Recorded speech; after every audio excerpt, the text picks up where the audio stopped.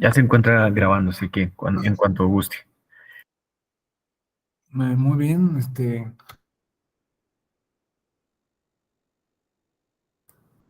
daremos comienzo en este momento. Quiero agradecer a la Escuela Judicial del Tribunal Electoral del Poder Judicial de la Federación la oportunidad de eh, organizar este tipo de eventos académicos de los que estoy seguro que eh, todo el mundo, todos nosotros, incluyendo a todos, incluyendo al profesor, saldrán enriquecidos en su conocimiento sobre las distintas materias. El día de hoy nos toca em, ver un aspecto de su diplomado en lógica jurídica muy concreto,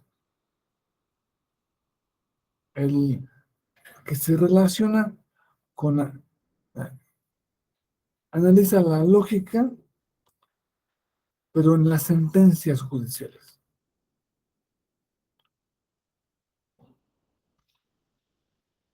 Em,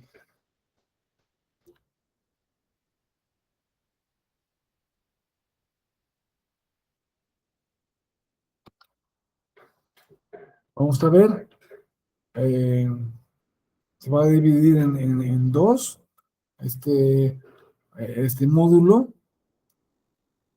Hoy viernes vamos a comenzar por una parte introductoria y concluiremos el lunes siguiente con eh, el resto de los conceptos más aterrizados que ustedes seguramente podrán analizar de cualquier sentencia en particular que se topen, o si es que acaso alguno de ustedes tiene contacto con la labor judicial desde su trabajo, que trabajen en, en un tribunal electoral, que trabajen como eh, en algún instituto electoral, o que trabajen como litigantes. Un punto clave, fundamental para el funcionamiento del derecho electoral, vendría siendo la resolución del, del juzgador que tiene en sus manos aplicar la ley. Y eso lo hace a través de las resoluciones. Esto de sentencias, elementos aplicados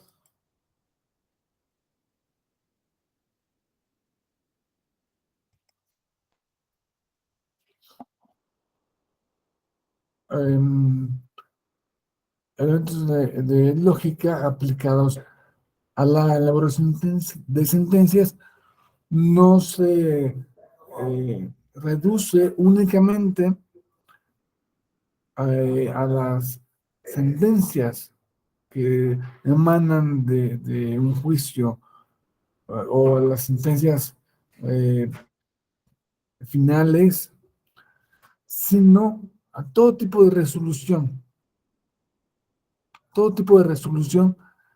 que emana de un órgano jurisdiccional.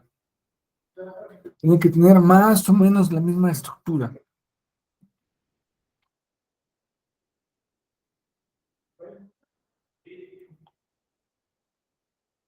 Están quien sea que de ustedes que no pueda ver correctamente la presentación, por favor, háganmelo saber para ver de qué modo podemos resolver el problema.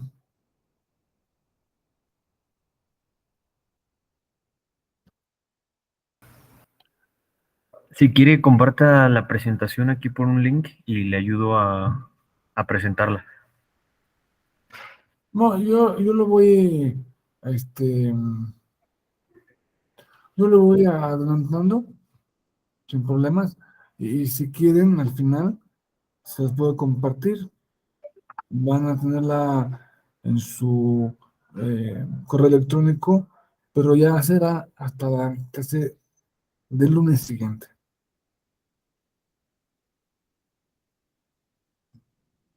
Pero la cuestión es que todos pueden ver las láminas que se proyectan en la sentencia, en la, en la presentación. Que si no, háganmelo saber. Perfecto. Muy bien. Entonces, vamos a recordar algunos pocos eh, aspectos que tienen que ver con la materia que nos reúne, que es la lógica, es el arte de pensar correctamente. La lógica también es súper importante en matemáticas, en computación, en algoritmos, en la resolución de problemas complejos. Es más, podríamos decir que cualquier producto eh, de la razón humana tiene que tener, tiene que estar influido de la lógica.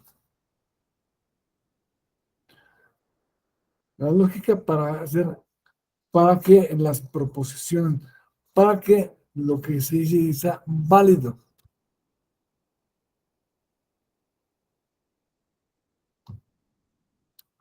En las sentencias judiciales,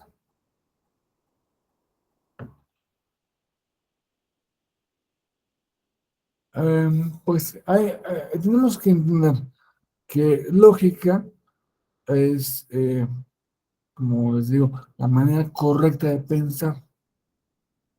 Y la manera correcta de pensar en lógica clásica, y para esto em, creo que después lo vamos a ver con más amplitud. Hay varios tipos de lógica. La que nos interesa, porque es la que se aplica en los procesos jurisdiccionales, es la lógica clásica. No podemos aplicar otro tipo de lógica, porque si lo aplicamos, estaremos aplicando una cosa que no es, no va a satisfacer nuestras pretensiones. Es decir, hay, además de la lógica clásica,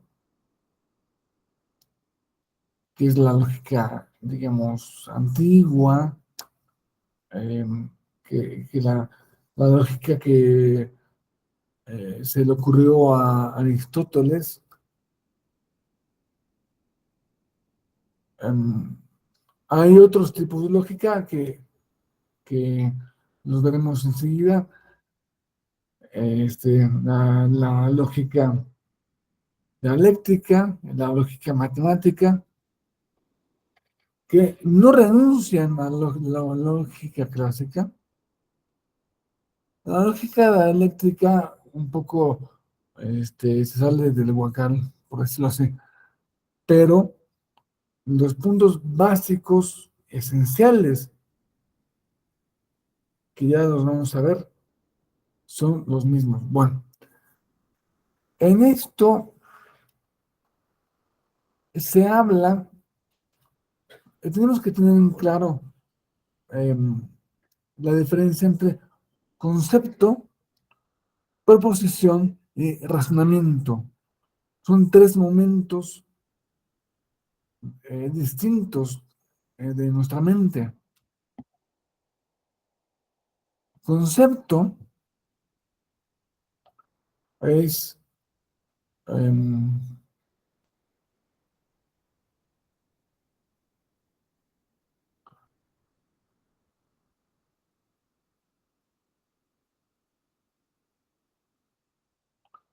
lo más básico.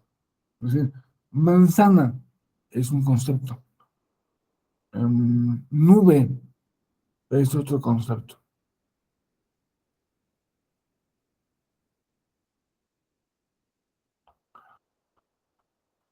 Proposición. La proposición implica la reunión de dos conceptos. Cuando aplicamos un concepto a otro concepto,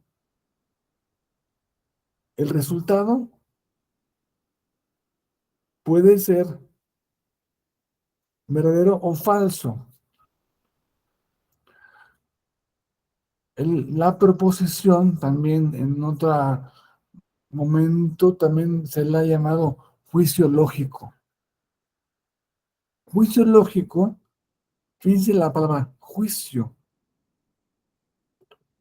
En un juicio atribuimos algo a alguien.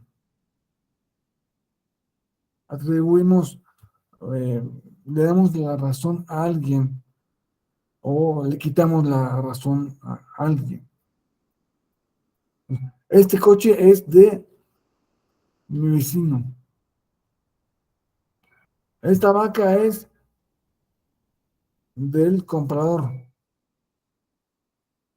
Es- por eso mismo, la palabra juicio lógico se aplicó a las proposiciones, porque originalmente la palabra juicio proviene del latín de jus, de jus. Por eso, hay que atribuir algo a alguien, se les hizo muy fácil decir, pues y cuando aplicamos un concepto a otro concepto, vamos a llamarlo juicio. Por ejemplo, vamos a aplicar el concepto sol al concepto amarillo. El sol es amarillo. Entonces, eso es un juicio lógico, una proposición. Veremos que la lógica es previa al periodo romano. Entonces no puede tener una expresión así como juicio, porque eso es algo romano. Lo que, como decían sus primeros autores, su primer autor,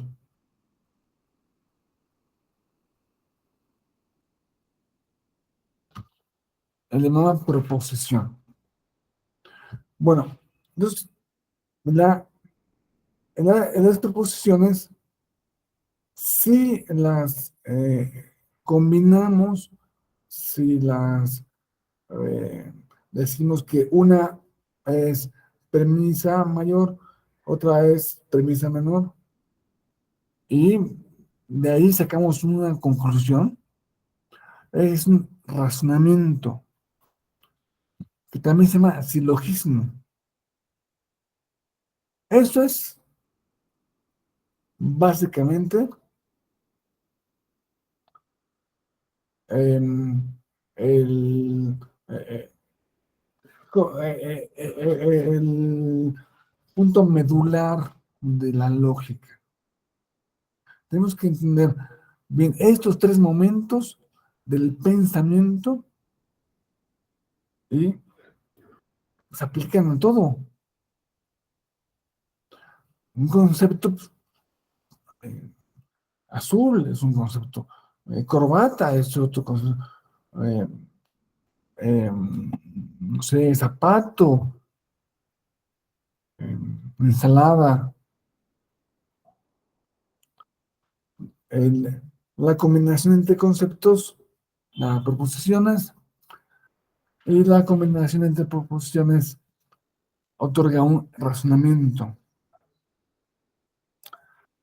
Bien, la proposición puede ser verdadera o falsa. Solo en la proposición, solo en el juicio, es de la verdad. En un concepto, no podemos hablar de verdad, porque azul, así, llanamente azul, pues no es verdadero, no es falso.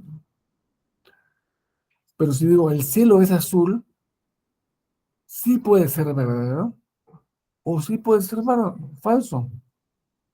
Depende de la hora del día, depende del planeta. Si tú estás a Marte, el cielo no es azul. El cielo es más bien como rojizo. Más bien, la atmósfera de Marte es tan tenue que el cielo vendría siendo, pues, em,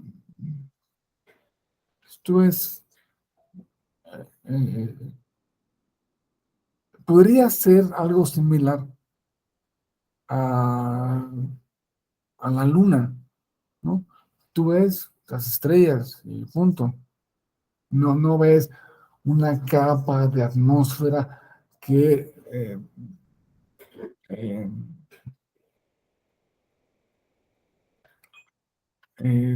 funde o refracta la luz para hacerla de un color determinado. Aquí, en concreto, nuestro planeta es azul, a nuestros ojos parece azul, porque contiene una buena cantidad de oxígeno. El oxígeno causa ese efecto. En Marte, como no hay prácticamente oxígeno en su atmósfera, pues no se ve azul.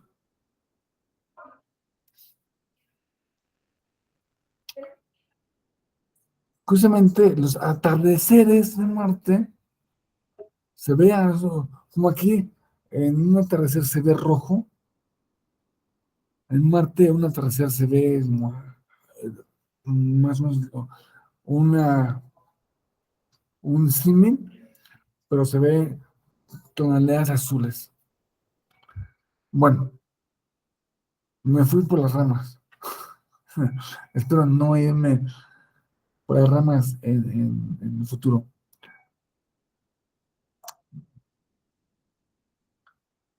Vamos a hablar un poco del aspecto interno y el aspecto externo de las sentencias judiciales. En cualquier eh, libro de lógica que ustedes se encuentren por ahí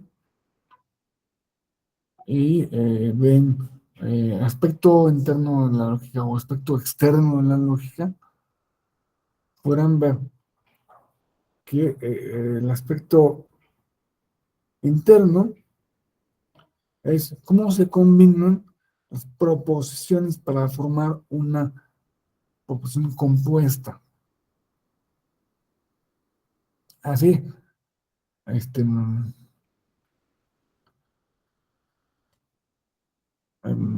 bueno, el, em, el sol es amarillo y se refleja en las nubes. El Sol es amarillo y se refleja en las nubes. Tenemos un compuesto, un I, que une dos proposiciones. Entonces, es el aspecto interno de la combinación de las proposiciones. Igual, el aspecto externo sería más o menos cómo se relacionan proposiciones en un conjunto de oraciones. Algo parecido, pero no igual, podemos decir del aspecto interno y el aspecto externo de la lógica en las sentencias judiciales. ¿Por qué? Porque el aspecto interno se refiere a la validez de las proposiciones y razonamientos, porque una sentencia es un gran razonamiento.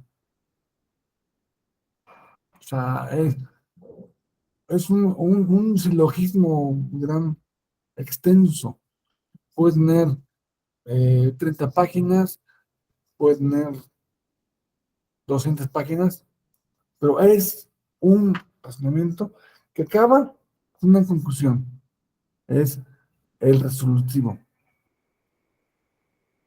Entonces, vamos a ver aquí que el aspecto interno de la lógica es si es correcta, si es válida la,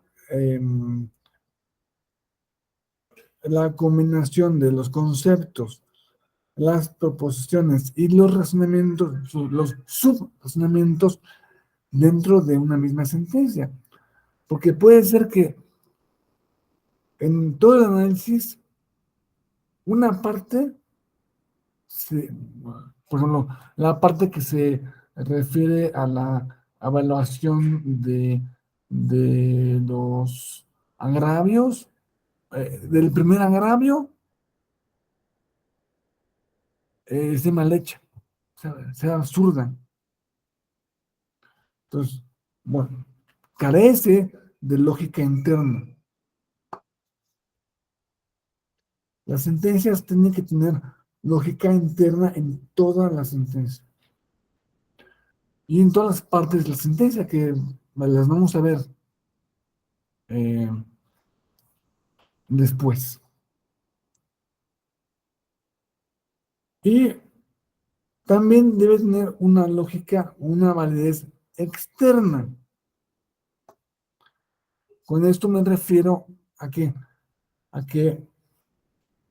la sentencia debe tener una validez en la comparación con la realidad objetiva, con la realidad externa. Si la sentencia comienza hablando de que, vamos, esta sentencia es un juicio,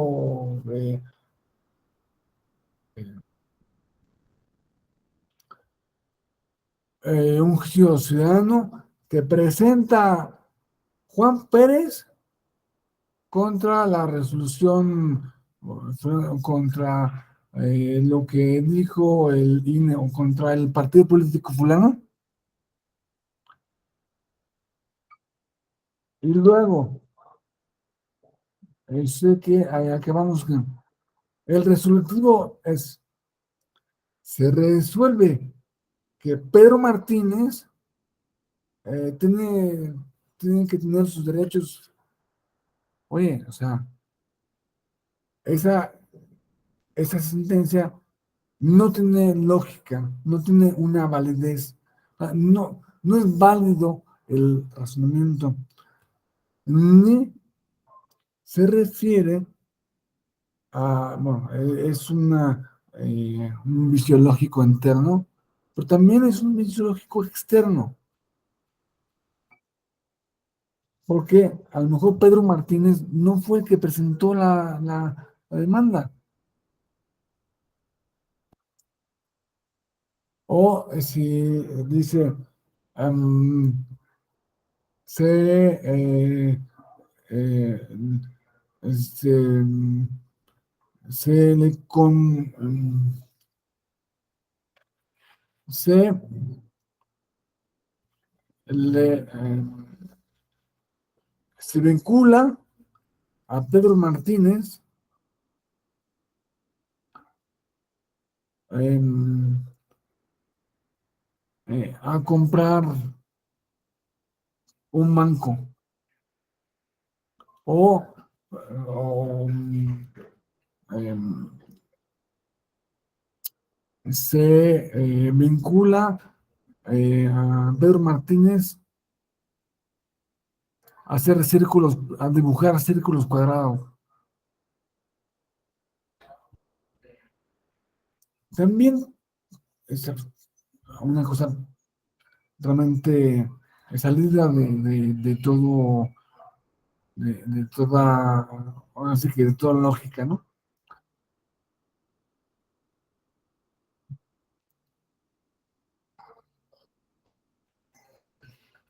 Está pasando un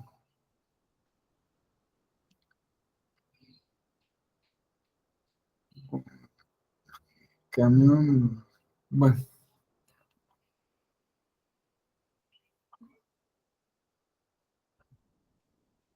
no sé, hace mucho ruido por aquí.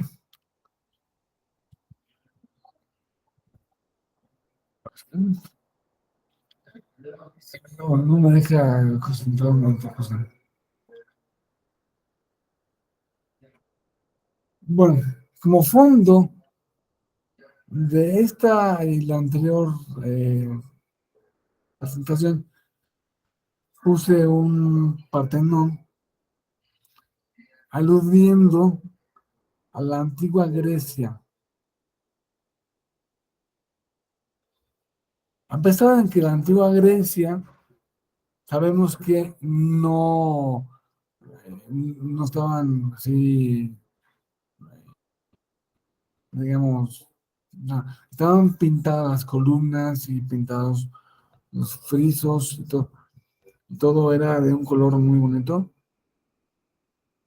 Ahora, pues, lo vemos la piedra, pero no se hace referencia a la Grecia antigua.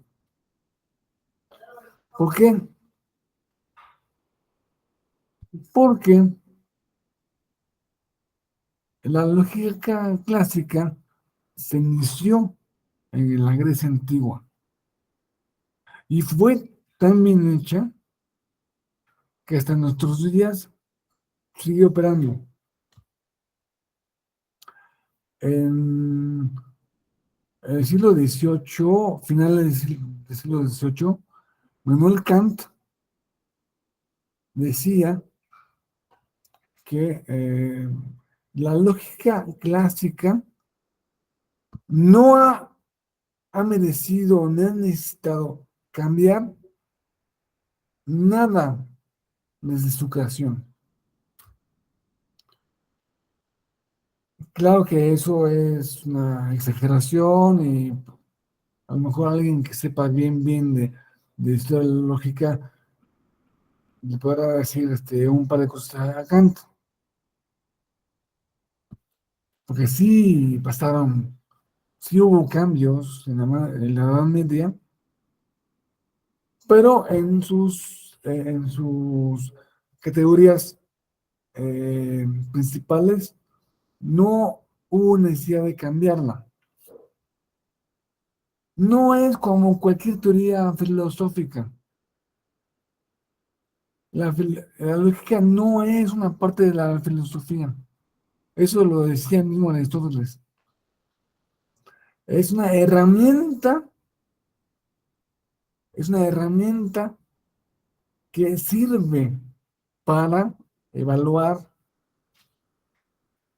eh, si eh, un- si las proposiciones y los razonamientos son válidos. Y es algo que se aplica a la filosofía, se aplica a la matemática, se aplica a todas las ciencias y a todos los esfuerzos intelectuales del ser humano, como decíamos al principio. Pues sí, ¿quién creó la lógica? La creó Aristóteles.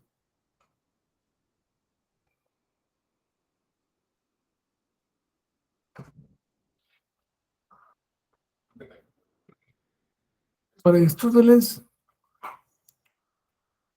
em, la, eh,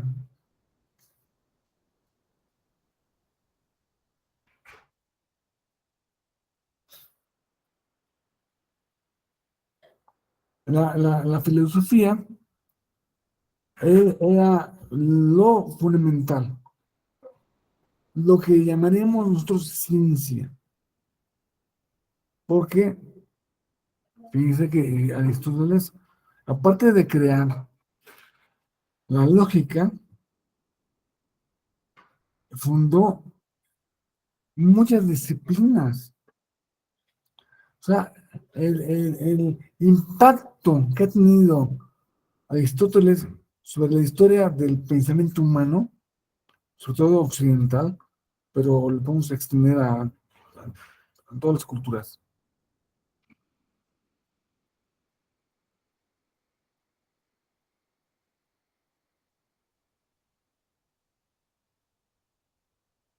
Este, ha sido de un calibre que no podemos ni siquiera dimensionar.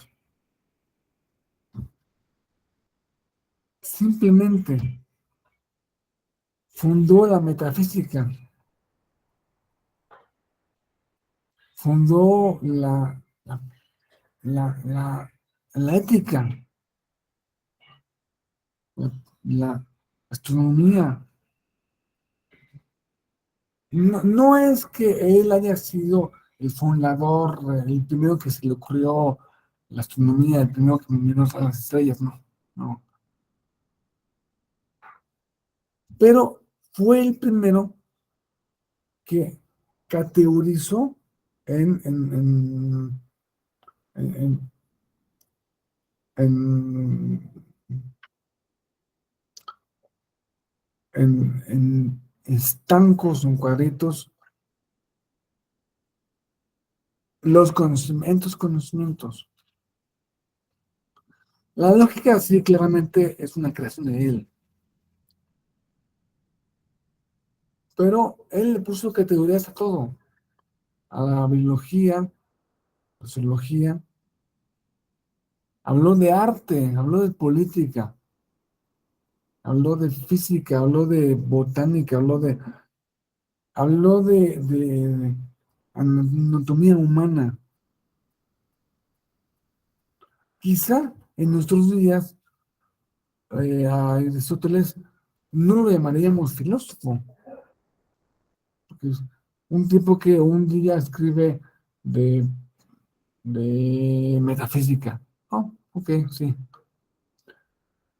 Pero al día siguiente escribe de astronomía, y el otro día escribe de los peces, el otro día escribe de las flores, y otro día escribe sobre el número de muelas que tiene la boca humana.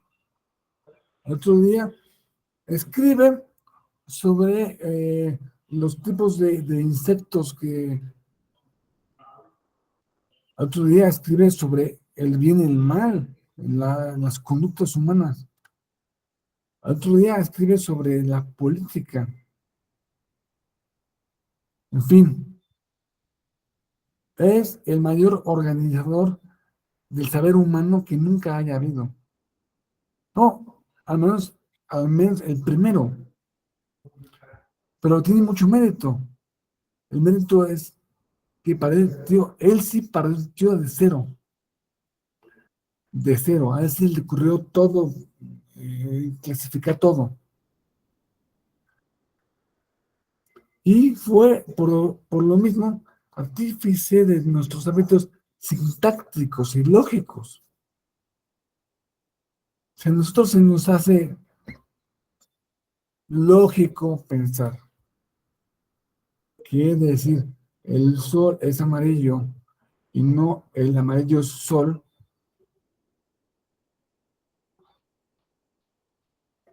si nos, si nos parece lógico decir, me duele la pierna y no me pierna la duele, es en gran parte por la creación de unos, una construcción mental que va en el fondo, en el núcleo de nuestro conocimiento occidental. Y eso es, en primer lugar, ahí está Aristóteles. Por eso, pues, si hablamos de Aristóteles, si hablamos de la filosofía como si habláramos de, del Himalaya, pues Aristóteles quizá es el monte Everest. Nadie le ha llegado. Nadie. A lo mejor, ¿no? Tenemos otros sabios, principalmente, antes que nada, su maestro, Platón, que pues fueron gente que impulsó el pensamiento humano en, en un grado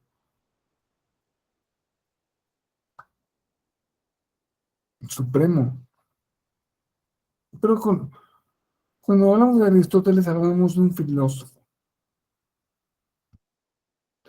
La filosofía es aquel hábito intelectual que intenta analizar el mundo desde un punto de vista que no eh, maldice eh, el pasado religioso, sino que a lo mejor lo pone en duda. O sea, el mito que es la construcción habitual de las explicaciones religiosas, intenta cambiarse a una explicación racional, al logos, el mitos al logos. Digo, esto ya lo habían intentado mm, otros pensadores antes que él, ¿no? Digo, obviamente, si vamos de atrás para adelante, obviamente de adelante para atrás, pues simplemente Platón, Genofonte, Sócrates, que es el primer filósofo. Bueno, ahí hay una discusión, ¿no? Y luego los presocráticos, que pues, fueron muchos filósofos.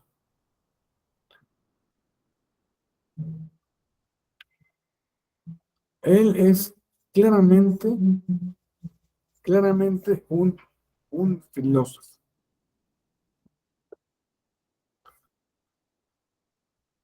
Em, Entonces, que consolidó el paso de las explicaciones este, irracionales a las racionales. Tenemos que, por eso, ver a la lógica como un hábito, como el modo correcto de pensar. La lógica no nos va a decir sobre la verdad. La verdad en la lógica son cosas que van eh, mezcladas, no, unidas pero no mezcladas. Algo puede ser perfectamente eh, lógico y perfectamente alejado de la verdad.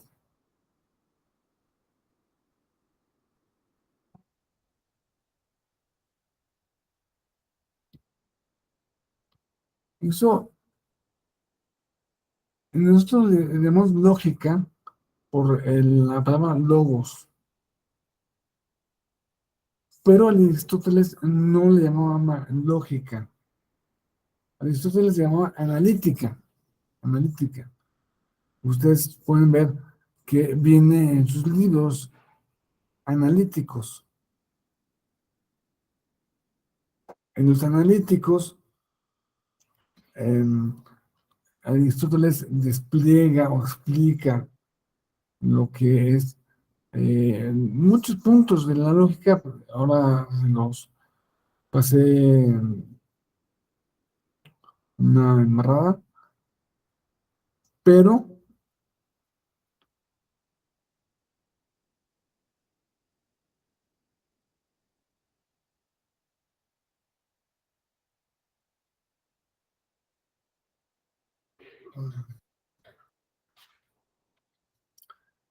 en esos libros, tiene dos libros analíticos. Analíticos primeros, analíticos segundos. En los primeros, eh, estudia de qué manera la combinación entre las proposiciones puede dar lugar a las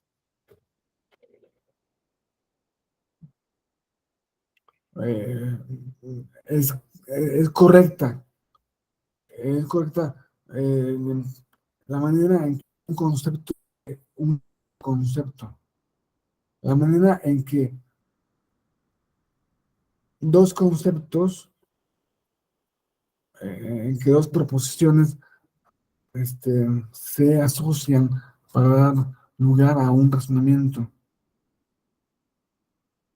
Y en los analíticos segundos se trata de aplicar ese conocimiento a em, lo que es la ciencia o el conocimiento, porque ciencia, viene la palabra ciencia, de shire, sire, que es conocer. Cualquier conocimiento es ciencia. En sentido moderno, la ciencia es otra cosa. La ciencia exige un método, exige unos parámetros distintos. Pero originalmente, cualquier cosa que conocieras es ciencia. ¿Cómo, cómo se aplica la lógica al conocimiento del mundo externo? Eso se ve en los analíticos segundos.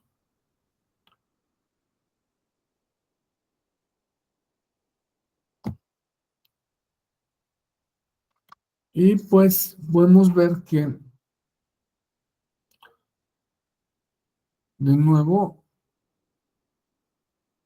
em, eh, repito algo que dije al principio, que seguramente ya vieron en sus las pasadas, pero aquí quisiera hacer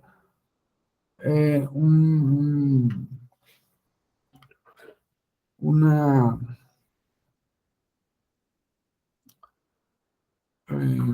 sumergirnos en lo último, en esta parte.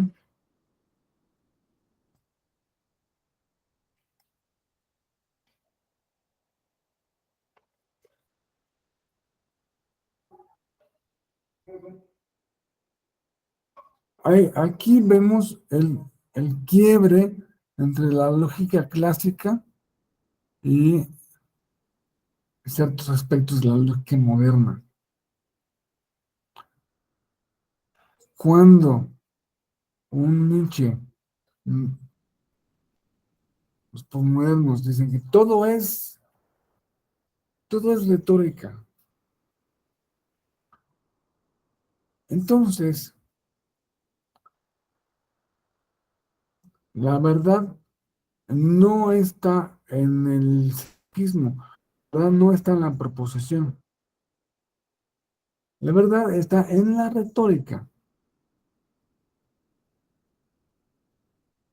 lo que nos pone con un problema enorme,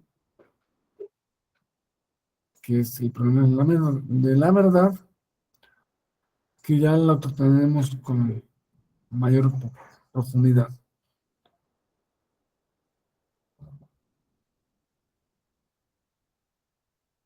Este pensamiento postmoderno dice que todo es retórica, que todo es, como dice eh, Derrida, que, que- que todo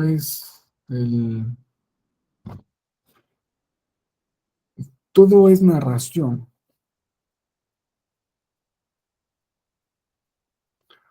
nos lleva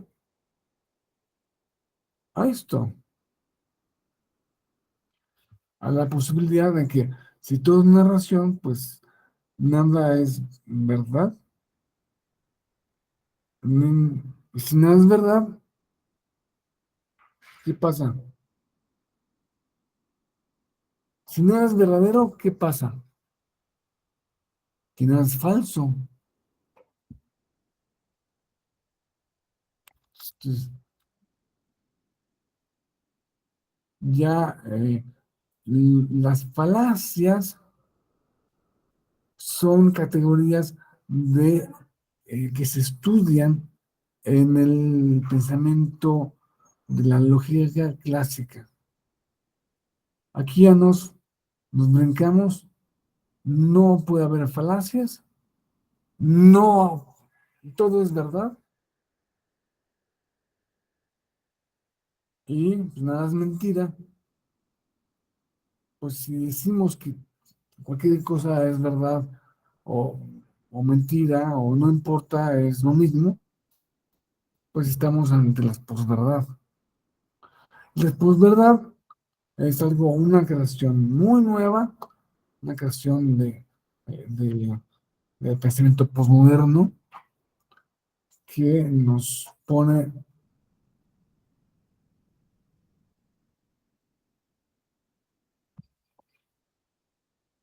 en un problema,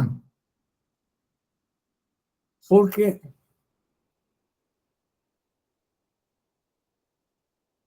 nadie de nosotros aceptaría que, el, que el juez, que la resolución de un juez sea considerada como una posverdad. Nadie. O sea, el juez determinó que, que yo gané las elecciones, que si yo gané las elecciones, por consecuencia, tú no las ganaste. Ya hay otros sistemas donde pues tú ganas y el otro medio gana. Entonces, si yo gano el 40% y tú ganas el 15%, tienes una representación parlamentaria determinada, pero es otra cosa, eso no es posverdad. Posverdad sería algo que a la vez es verdad y a la vez no es verdad.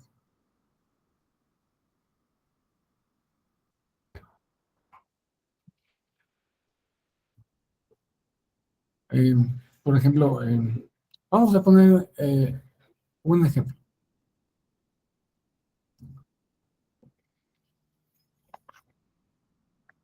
eh, que están en un escenario de guerra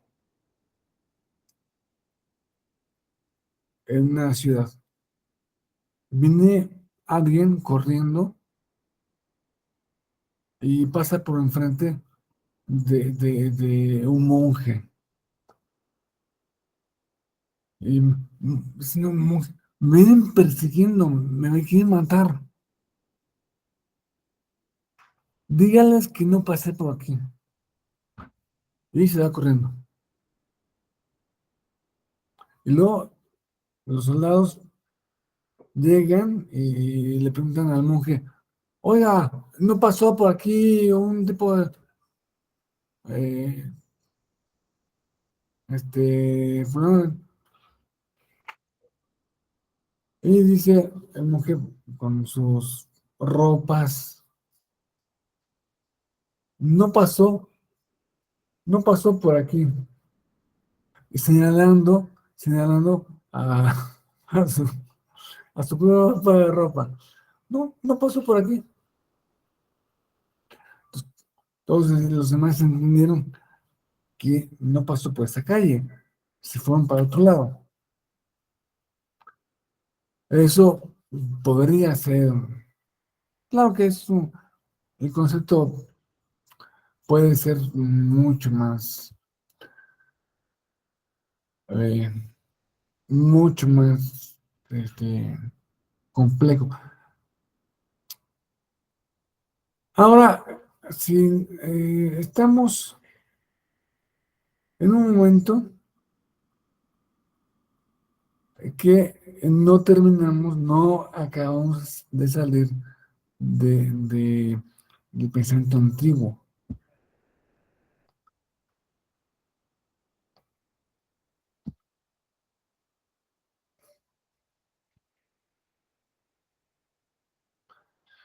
Tenemos este pensador de finales del siglo XIX, principios del XX, Alfred Whitehead,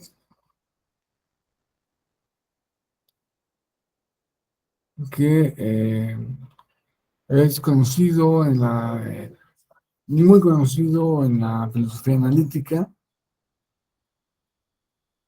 Oye, pero me dijiste que no salíamos de la filosofía antigua. Lo hice, llamé a Whitehead para hablar de una de sus frases.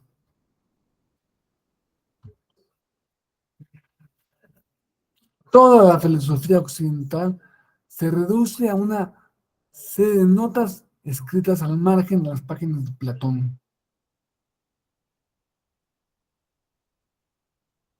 Con esto, ¿qué quiere decir Whitehead? Que Platón de hecho, lo es, el primer filósofo,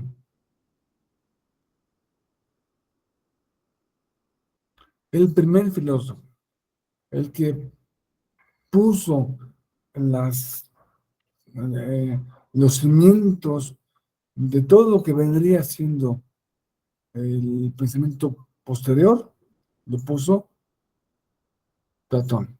Platón, el gran eh, alumno de Sócrates y pues el maestro el maestro de Aristóteles. Ahí tenemos a Platón.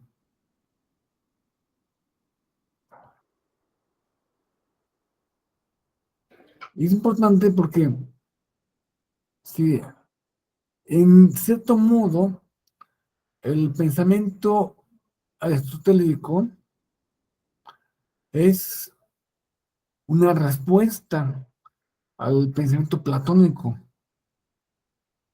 porque Platón hablaba de las ideas, su metafísica entendía a la realidad en dos planos, un plano físico y un plano ideal. Entonces, en el plano físico, bueno, el plano ideal es el verdadero mundo, es el mundo auténtico,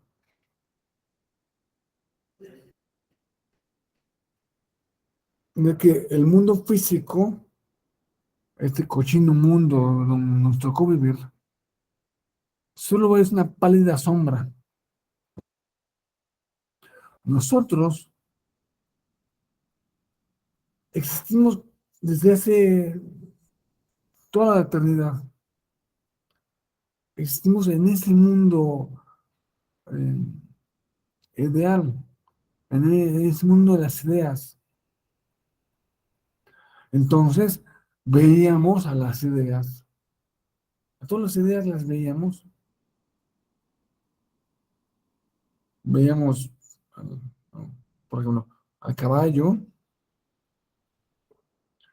pero cuando veíamos a la idea de caballo, veíamos a todos los caballos, a todos los caballos, a todos los colores de caballo, a todas las perfecciones que puede tener un caballo. Alto, pequeño, grueso, delgado, veloz, lento, todo lo que puede tener un caballo en un mismo caballo. Ahí veíamos todo, así era con todo. Veíamos, pues, eh, las manzanas, veíamos todas las manzanas, veíamos, en ese mundo de las ideas veíamos la idea superior, es la idea del bien. Pero llegó un momento en que, por alguna miserable razón, fuimos enviados a este cochino mundo. Entonces, antes de entrar a este cochino mundo, pasamos por un río Letos, que es el río del olvido, y bebimos de las aguas de ese río. Por tanto, se nos olvidó todo del mundo anterior, todo lo olvidamos. Cuando nacemos, nacemos no tabula rasa, pero se nos olvidaron todas las ideas. Cada vez que aprendemos algo, no estamos haciendo otra cosa más que recordar. Recordar en ese mundo de las ideas.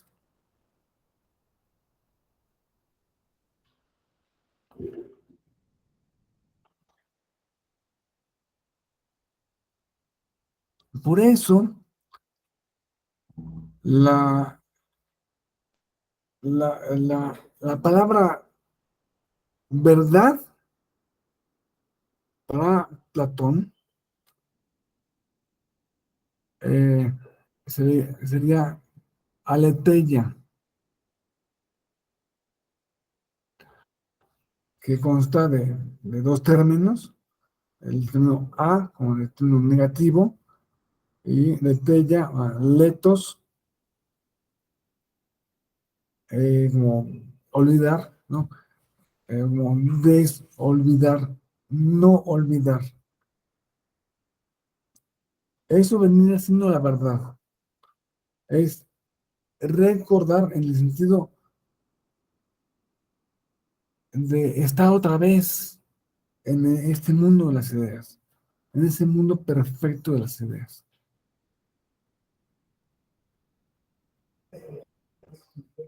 Si alguien de ustedes tiene la suerte de llamarse Alicia, ya saben cuál es el origen de su nombre. Se llama Verdad. Es un nombre muy bonito. Alicia. ¿Verdad? En la verdad, aletheia, en un sentido diferente a como lo va a concebir posteriormente Aristóteles, alumno de, de, de Platón. Bueno, una nota más es que em,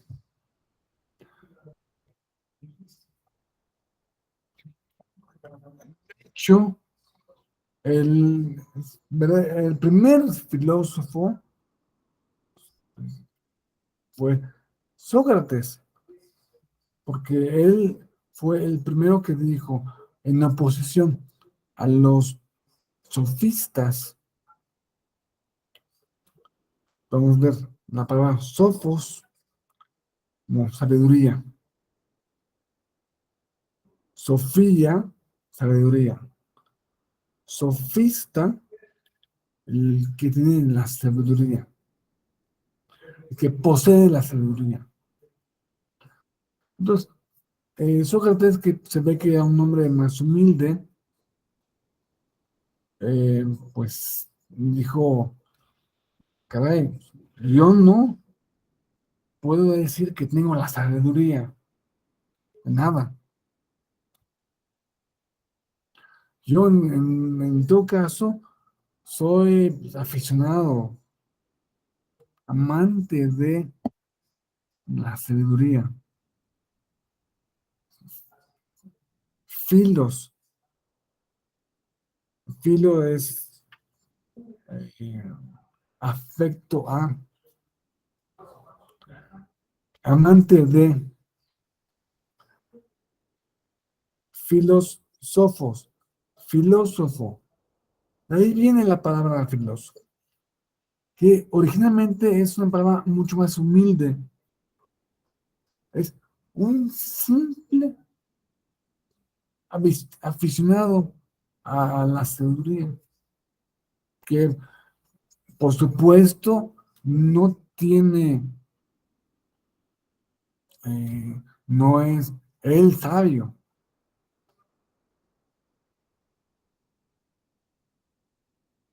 Y decimos que el primer filósofo fue Platón, porque todo lo que sabemos de Sócrates lo sabemos por boca de Platón.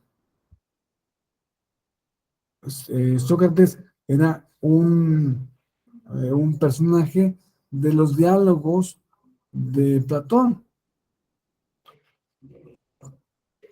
Es muy seguro que el pensamiento de Sócrates lo hubiera absorbido su alumno Platón y que lo que decía, lo que dicen los diálogos es pensamiento propio, pero que viene de Sócrates o, o pensamiento puramente socrático.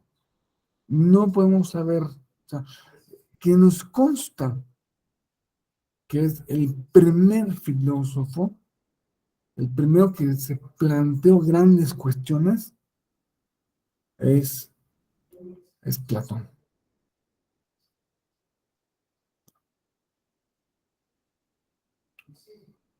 Y después, bueno, sabemos con certeza que algo que dijo Sócrates, lo pensó Sócrates,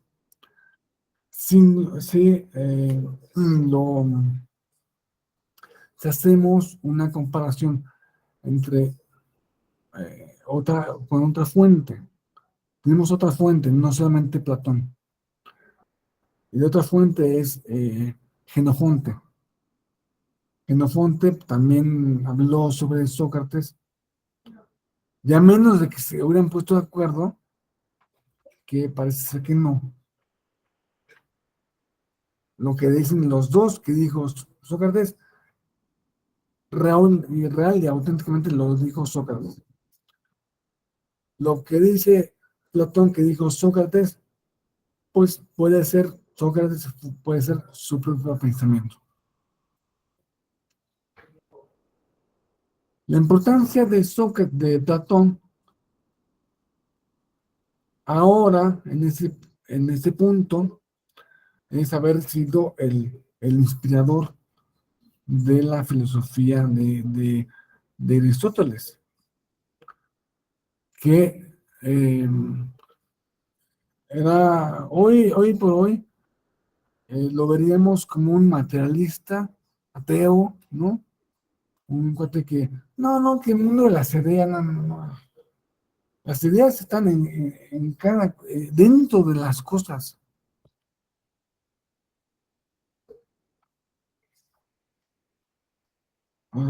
Como que la idea de teléfono en el mundo de las ideas. No, cada teléfono en particular tiene lo que llamó sustancia, lo sustancial del teléfono. O sea, la idea bajó, Aristóteles bajó la idea del mundo de las ideas a las cosas, a cada una de las cosas.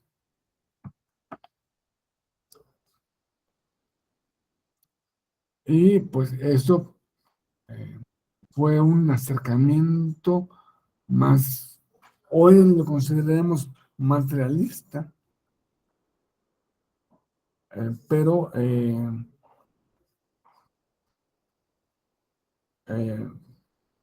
pues, tiene muchas ventajas. Ya casi nadie habla del mundo de las ideas. El, el mundo de las ideas como explicación de la realidad ya no existe, salvo, y eso es muy importante, es una discusión realmente profunda. Todavía existe la idea, bueno, la idea o propósito de que sí existe un mundo de las ideas diferente al mundo físico, pero solo en las matemáticas. A nivel matemático, los más grandes matemáticos actuales es un tema de discusión. Es más, yo les voy a preguntar, ¿las matemáticas se inventan o se descubren? Ese es el tema. Si ustedes llegan a la conclusión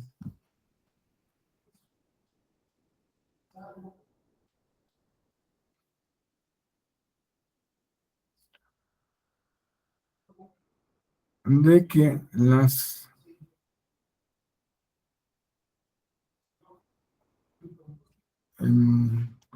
ya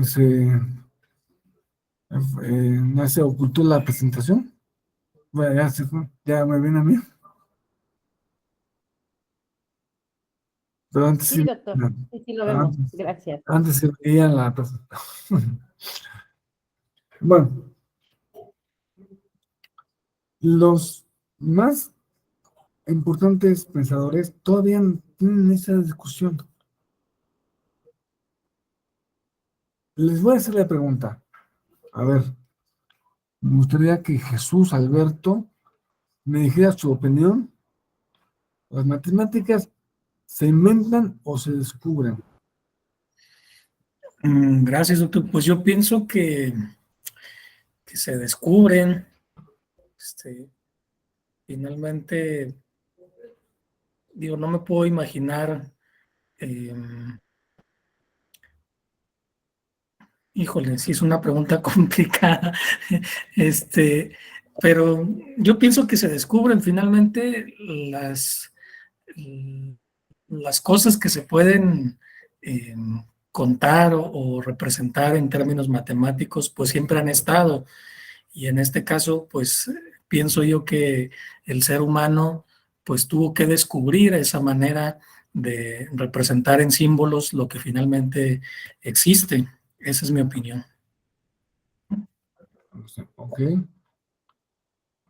Muy bien. Entonces, cuando usted dice que, por ejemplo, que Newton y Leibniz al mismo tiempo, ahora voy contigo, Laura, al mismo tiempo casi inventaron el cálculo diferencial. Se dice, o sea, eh, no sé por qué en ese momento dos pensadores, uno inglés y otro alemán, al mismo tiempo desarrollaron una manera de acercamiento a la realidad que es muy diferente a la que actualmente, eh, o sea, a la que tenía las personas que no conocían el cálculo diferencial. O sea, las que solo se quedaban con el álgebra o con las matemáticas, 2 más 2 es 4, 7 por 2 es 14. O sea, la gente que se quedaba con eso no tenía acceso a las conclusiones que llegan, se llegan a través del cálculo, que es otra cosa diferente. Entonces, por eso, bueno, sí, se inventó, pero realmente se inventó. No hay algo ahí. En la realidad, en la otra realidad, en el mundo, un plano superior o inferior, no sé, distinto, que como que es la urdidumbre de, de la, de la materia, del universo, que no puede salir de ahí, no puedes vivir en este universo, ojo, no hay ningún otro universo que tú puedas imaginarte en que 2 más 2 no sea 4.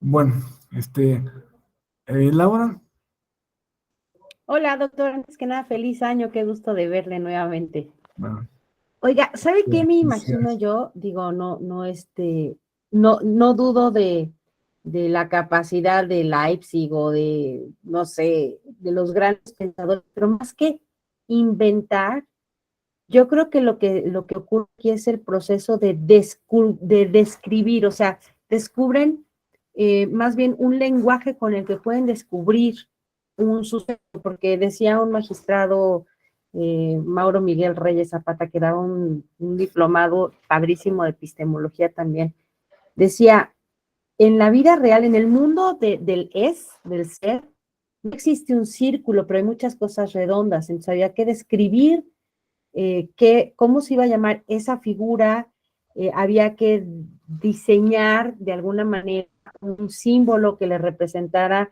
aquí en Marte, llamarle de alguna manera y eventualmente describir una fórmula matemática con la que todos los círculos, sean grandes o pequeños, pudieran ser eh, medidos, ya sea pues porque voy a hacer una alberca o porque voy a hacer, no sé, un aro de hula hula. Es decir, la idea aquí más que descubrir las matemáticas, porque al final de cuentas, por ejemplo, si nos remontamos a la era prehistórica, el hombre ya conocía a lo mejor de pronto tenía que contar, ¿no? A lo mejor cuántos pedazos de piel le quedaban para poder hacer sus ropas, o cuántas cabras tenía y tenían que salir a pastorearlas y regresar con el mismo número de cabras. Quizás no se había inventado como tal la numeración, pero sí que sabían cuántas cabras eran. De alguna manera le fueron llamando a los números, pues por decirles de alguna manera, y más que inventar la matemática, inventaron el lenguaje para describir la matemática, y así con todo, o sea, ¿por qué el vaso se llama vaso y no se llama agujeta, no? Entonces, más bien yo creo que el proceso aquí más inteligente o más interesante es el del descubrimiento de la lengua que pudiera describir, porque, por ejemplo, en los tiempos de los egipcios, pues estos cartuchos describían en sí toda una escena y nosotros los vemos y para nosotros son ininteligibles. Más bien es que a nosotros su lenguaje, su modo de pues describir no es el mismo, es como otro sistema operativo, ¿no? Entonces, más bien se trata de un proceso de más que de creación de la matemática o de cualquier otra ciencia. Y en ella yo creo que interviene la creación del lenguaje como tal para que esa comunidad en ese cierto momento pueda entender la definición que se le da. Y a lo mejor es por eso que grandes matemáticos en dos puntos distantes al mismo tiempo pudieron llegar a una conclusión similar o idéntica, porque sus procesos de razonamiento venían evolucionando al mismo tiempo de una manera diferente. A lo mejor también los toltecas tenían, o los olmecas tenían el mismo pensamiento que no sé, los romanos, porque vivieron en tiempos iguales, nada más que aquí se documentó de una manera y del otro lado se documentó de otra, y nos llegan diferentes las informaciones. Pero yo creo que todo siempre del lenguaje. Eso o porque me gusta la semiótica y me gusta Humberto Eco y me gusta creer que primero es lo que es y luego viene la palabra, ¿no?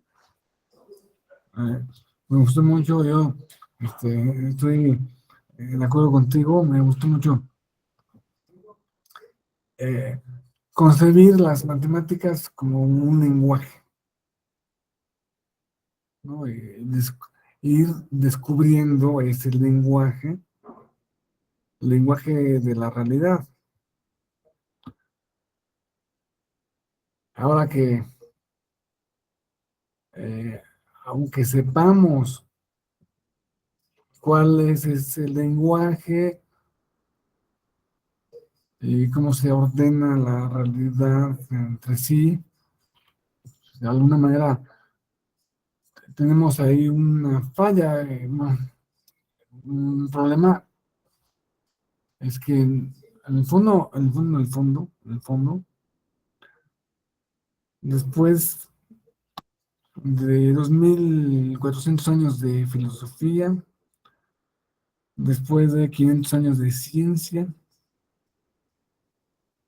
después de pues, miles de años de religiones,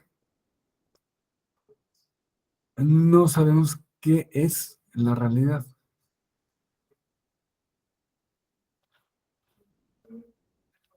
O sea, en el fondo, lo más en su profundidad, ¿no? Pero pues son cosas que como que no atañen a un curso de lógica de las sentencias. Quisiera hacer una breve pausa. Bueno, yo tengo que son 5:24. Quisiera hacer una breve pausa de unos 5 minutos, llegar a las 5:30 y ver algunos aspectos complementarios de este tema, porque con lo propiamente jurídico nos vamos a arrancar hasta el lunes siguiente. Muy bien, pueden apagar sus cámaras. 5:30.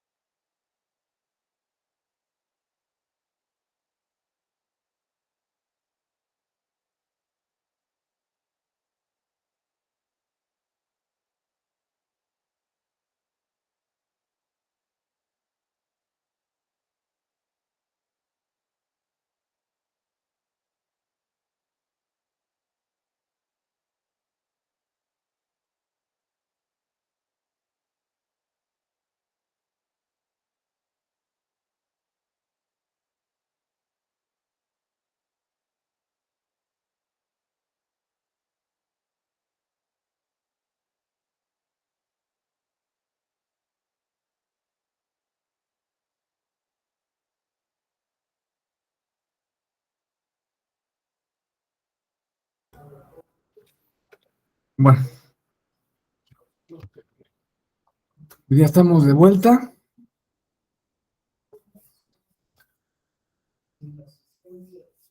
Quisiera que viéramos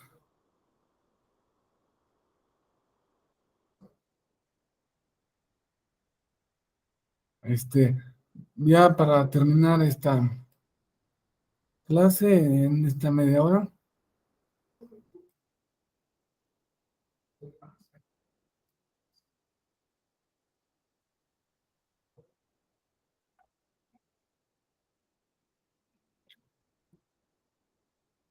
Bueno, podemos ver la presentación.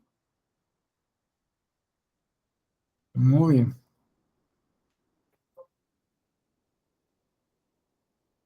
Entonces,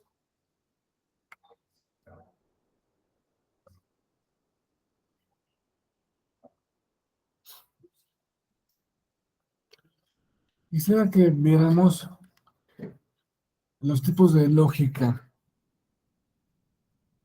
Em,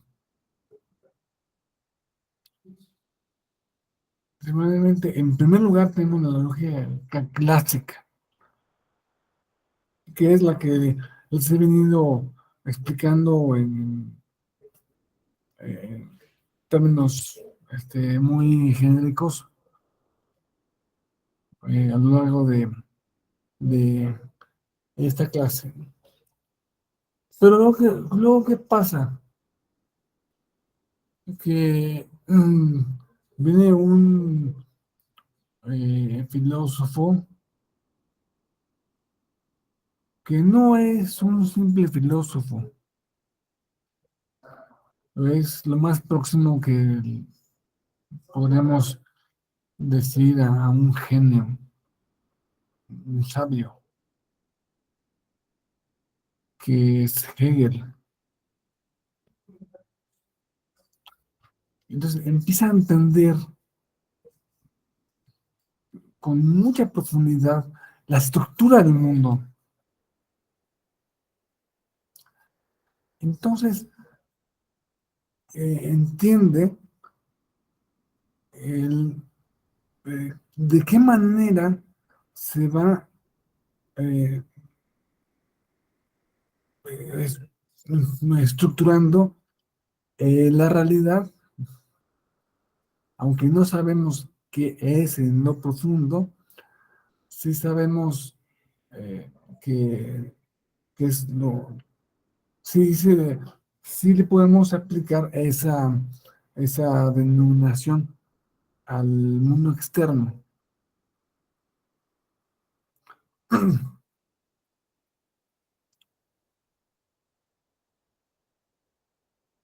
Pero lo que hace, digo, entre otras cosas, es entender la realidad y explicar la realidad, no desde un punto de vista únicamente clásico, como lo vimos, que el mundo, eh, la explicación clásica vendría siendo como una explicación de un cuadro fijo, no se mueve.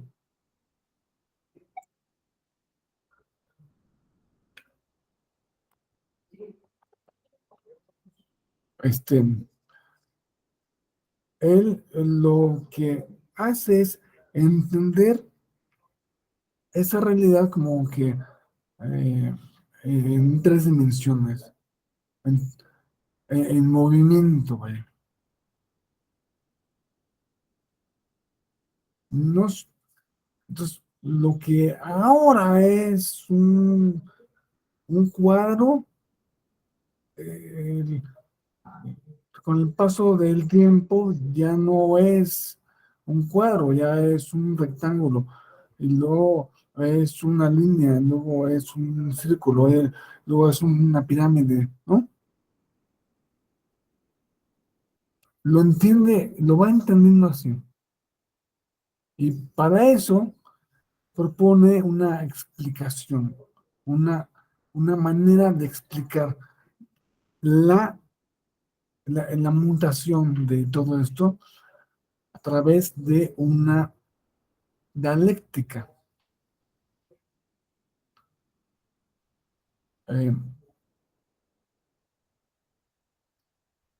Seguramente habrán escuchado que la dialéctica se compone de tesis, antítesis, síntesis. Que la síntesis se vuelve en una nueva tesis que se opone a otra antítesis que provoca otra síntesis y así. No es probablemente lo que explicó Hegel. Sí, sí, no. Sí, en el sentido de que esta es la estructura más o menos de cómo propone él la operación del mundo, pero no en el sentido de que él no usa esas palabras. No usó la palabra tesis, síntesis, antítesis, ¿no? Esas palabras las pusieron las personas que después de Hegel entendieron o leyeron a Hegel y se lo explicaron a sus alumnos. Es una manera de explicar a Hegel, pero no es tal cual lo que dijo Hegel. Hegel es un pensador de gran importancia, gran importancia. Si a un maestro de filosofía le dices, oiga, ¿cuál autor debo estudiar para saber de filosofía? Entonces, para saber de otro autor,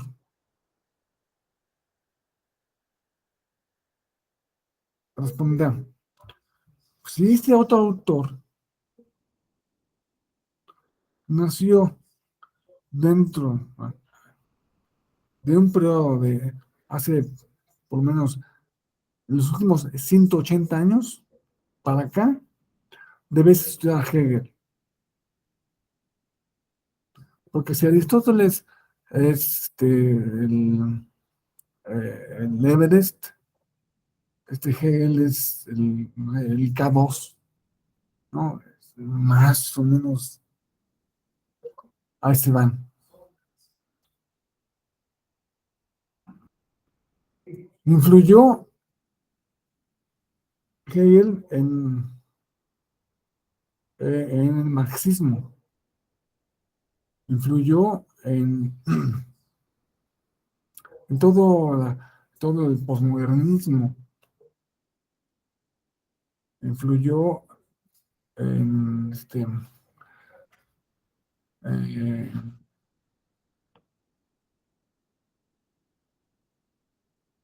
en la fenomenología, eh, en el existencialismo. En todo eso tiene su base en Hegel.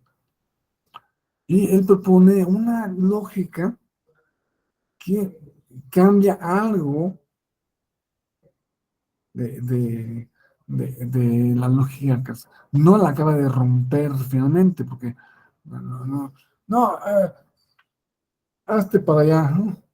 Eh, Llego con una nueva explicación de no, simplemente pone en un contexto, pone la lógica clásica la pone en contexto, pero la manera en que la pone en contexto se ha derivado. Hegel lo que pensaba hacer realmente, o sea, su propósito era hacer un diálogo con Kant, superar a Kant.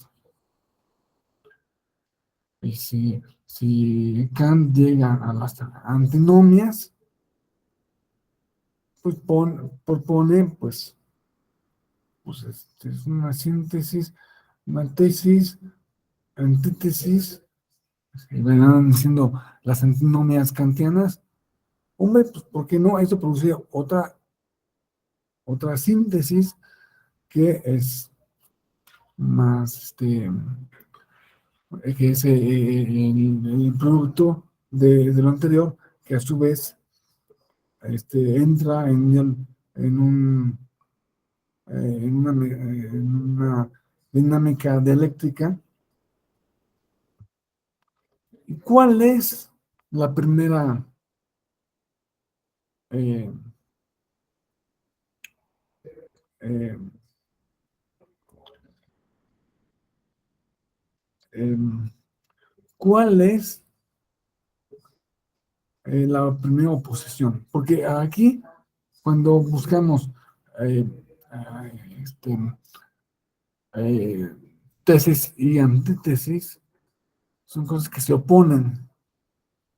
¿Cuál es la oposición que se les ocurre? La primera oposición, la primera, la fundamental, es de el ser. El ser con el no ser. El ser se opone al no ser.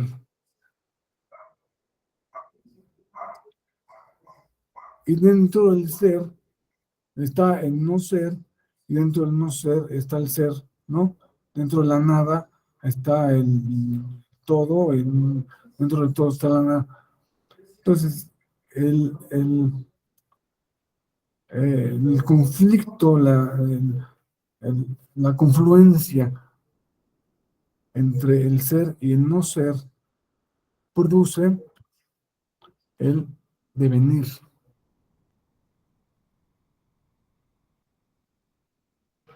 Devenir de, realmente, pues, así entienden él la historia. Y toda la historia la va entendiendo como, como lucha entre conceptos binarios. Todos los binarios entran en un diálogo, nunca mejor dicho, y para crear nuestro mundo actual. Y eso fue rescatado luego, primeramente, por, por, eh, por Marx, que Marx, fíjense, yo creo que es el, sin decir que está bien o que está mal, es el filósofo que más influencia ha tenido en los últimos 200 años. Bueno, simplemente piensen cuántas revoluciones comunistas ha habido, cómo han moldeado el esquema el mapa del mundo. La revolución rusa, la revolución en, en- en China, la revolución cubana. O sea, Marx ha sido ah, ah, un autor filosófico que nos guste o no nos guste, ha, ha influido más en un mayor número de gente, para bien o para mal. Normalmente es para mal, pero, en fin, normalmente es para mal porque Hegel también tenía una noción de Estado el Estado como la realización última del del ser humano. O sea, él como que eh, canoniza, santifica al Estado. Y él está pensando en en la Prusia de su momento. Es un prusiano, finalmente.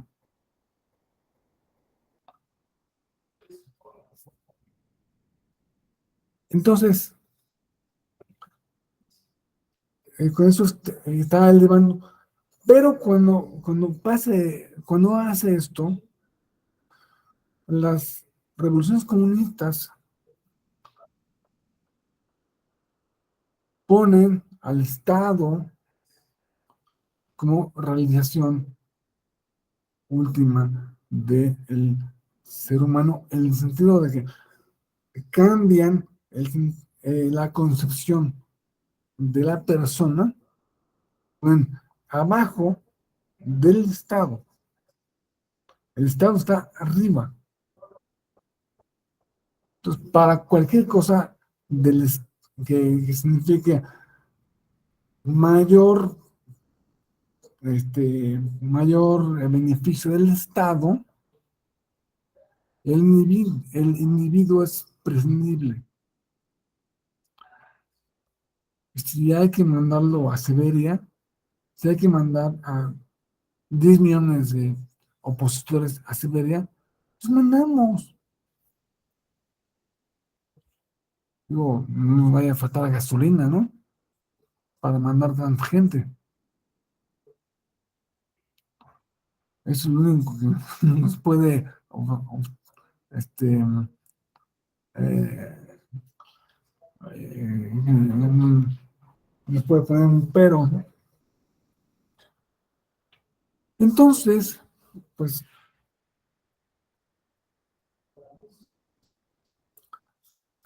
está claro que después de eso, bueno, a la par de eso, también no influyó directamente en Nietzsche, pero confluyó con su pensamiento después, eh, cuando eh, em, a través de sus análisis habla de la fenomenología, que es un desarrollo justamente de un concepto que trató Kant.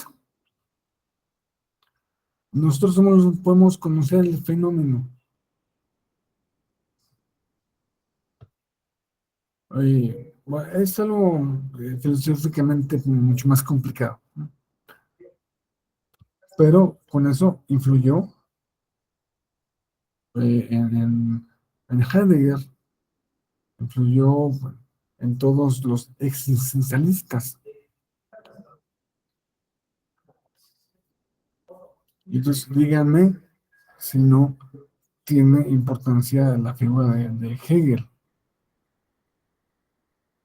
Pero cuando hablamos de la lógica que creó o comenzó Hegel, la lógica dialéctica, no podemos someter la reflexión o el análisis lógico de los productos de los eh, jueces a un análisis dialéctico, porque vendría acabando en, en, en un nihilismo, vendría acabando en una especie de relativismo donde es lo mismo que abajo que para arriba, que arriba que abajo, que abajo que arriba.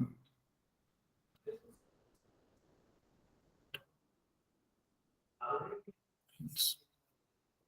Por otra parte,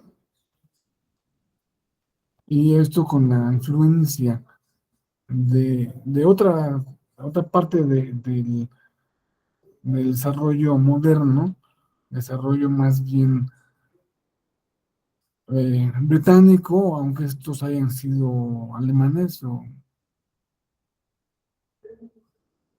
vino la lógica matemática. La lógica matemática, la lógica matemática es querer reducir todo a matemáticas. Y eso se ve claro con gente como Russell, que también es un genio, gente como Wittgenstein, que es más genio que Russell. Gente, el primero, el que creó la, la, la lógica matemática fue un individuo alemán,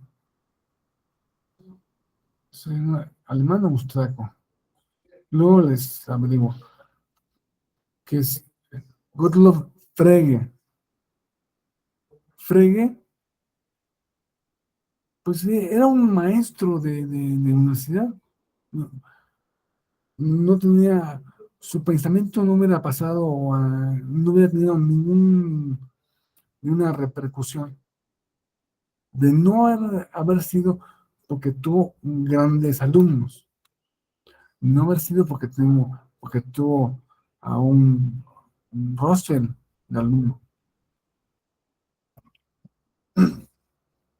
Russell, que ganó el premio Nobel, que fue en, en otro, en otra rama de la filosofía analítica, la filosofía más matematizante, como su nombre lo dice, ¿no? Analítica, de análisis propio de la realidad, que no se creían, ¿eh? O sea, los analíticos que detestan a los hegelianos, creo que sin haber leído a profundidad a Hegel. Bueno, entonces esta lógica matemática, pues tampoco nos sirve mucho para analizar las, eh, las resoluciones judiciales, porque, imagínense,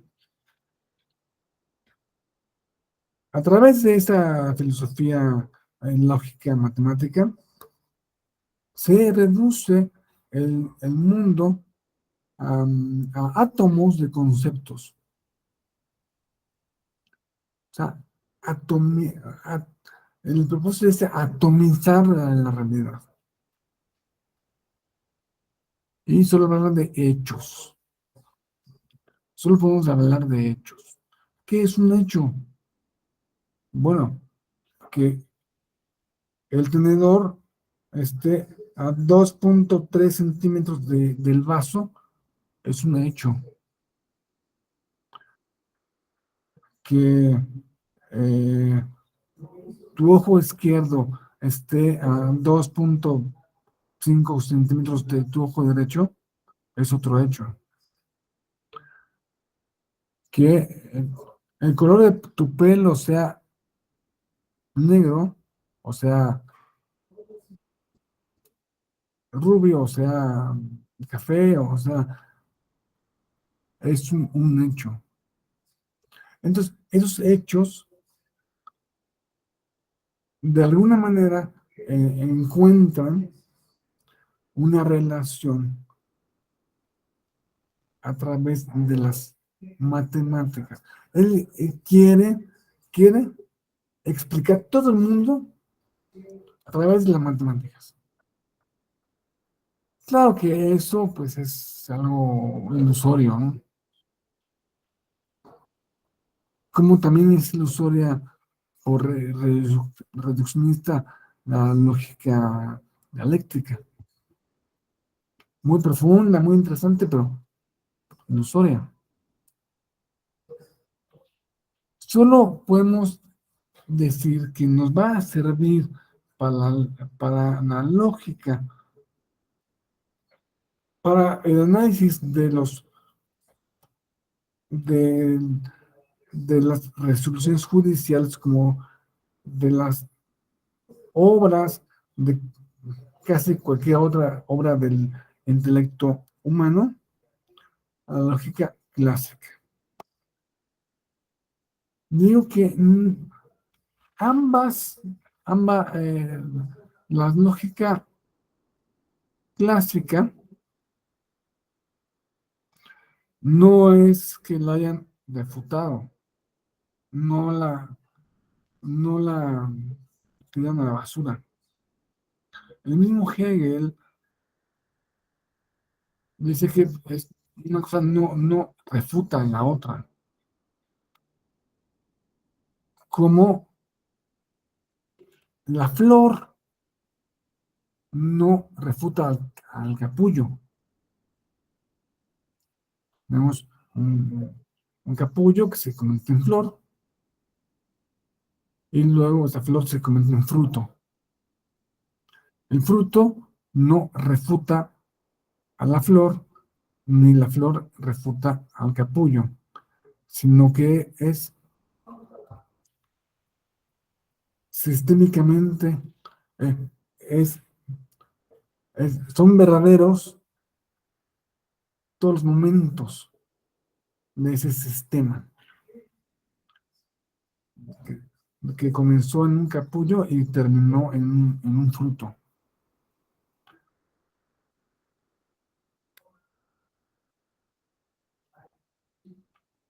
Así, estas nuevas lógicas no refutan a la lógica clásica, sino que se conciben a sí mismas como la flor que nació del capullo. Así tenemos claramente que esto es lo fundamental de la lógica clásica. Esto que ven aquí. El principio de no contradicción.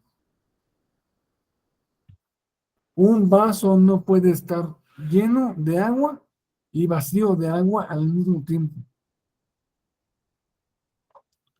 Porque si yo te digo que el vaso está lleno de agua y está vacío de agua, incurro en un error. Y si yo te digo que el vaso está lleno de agua y que está vacío de agua al mismo tiempo, pero te lo planteo de una manera así como engañosa, para que tú caigas, es una falacia. Entonces, esos aspectos de la lógica clásica no se pierden con las nuevas lógicas ya modernas. Así, tampoco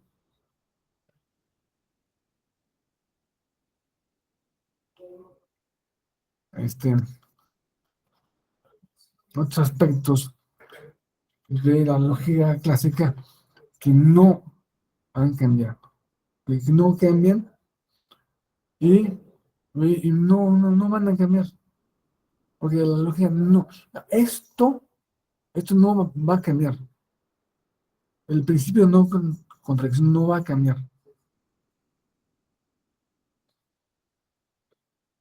Y este principio es el punto último de eh, toda consideración lógica se puede desdoblar, pero este es, digamos, el átomo, ¿no? Lógico.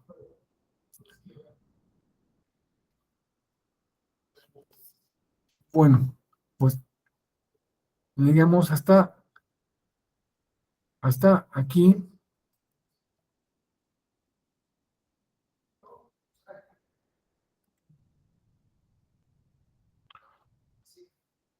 Y me gustaría que nos vemos el lunes a la misma hora, mismo canal, a todo color. Ya vamos a entrar con el análisis propiamente jurídico.